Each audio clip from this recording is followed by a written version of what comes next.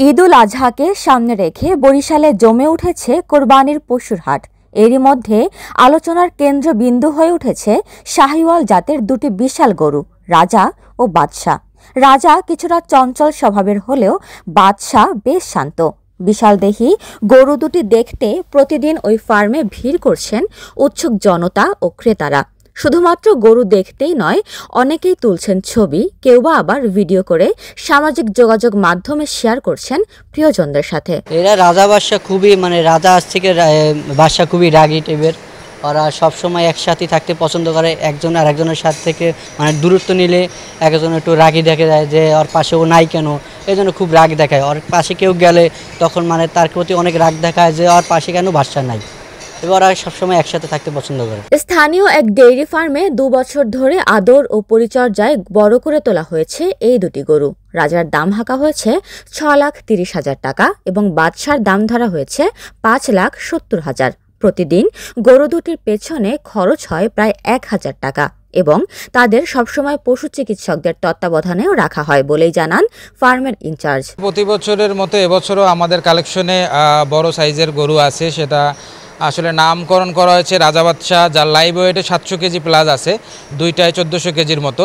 ওইটা যেহেতু শাহিওয়াল জাতের খুবই সুন্দর ও আকর্ষণীয় গরু, সেক্ষেত্রে কাস্টমার যারাই আসে বা বড় গরু একটু খোঁজ করে তাদের দেখা গেছে সবার আগে নজর কাড়ে আমাদের রাজা বাদশাহ। হাটে গরু কিনতে গিয়ে দালালের খপ্পরে পড়া ও অসুস্থ গরু কেনার ঝুঁকি এড়াতে এবং বাড়তি সুযোগ সুবিধা পাওয়ার কারণে ক্রেতারা ফার্মের দিকেই বেশি ঝুঁকছেন। মূলত হাটের যে গরু আমরা কিনতে যাই, সেই হাটের গরুতে আমরা গরু সম্পর্কে আমি ব্যক্তিগতভাবে দেখছি আমরা বুঝি না, দালালের খপ্পরে পড়ে যায় এবং ওই গরুগুলা কি খায় না খায় জানি না।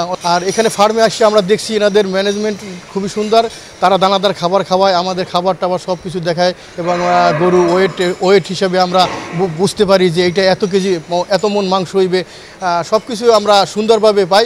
সেক্ষেত্রে হাটের থেকে বেটার ফার্মে। আজকে মার্কেটে প্রথম বের হয়েছি গরু দেখার জন্য, আর বরাবরের মতো মাঝারি সাইজের গরুটাই সবসময় পছন্দ করি। এবারও টার্গেট আছে মাঝারি সাইজের একটা গরু। গরুর বাজার যেটা মনে হইতেছে বর্তমানে একটু বেশি মনে হয়েছে অন্য বছরের তুলনায়।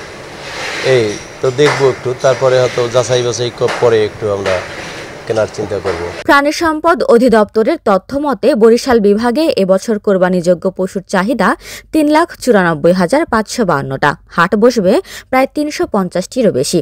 এসব হাটে আইনশৃঙ্খলা রক্ষাকারী বাহিনীর পাশাপাশি 160টির বেশি ভেটেরিনারি মেডিকেল টিম দায়িত্ব পালন করবে। চাহিদা হলো 3,94,552টি এবং মোট প্রাপ্যতা অর্থাৎ অ্যাভেলেবিলিটি আছে 4,55,053টি।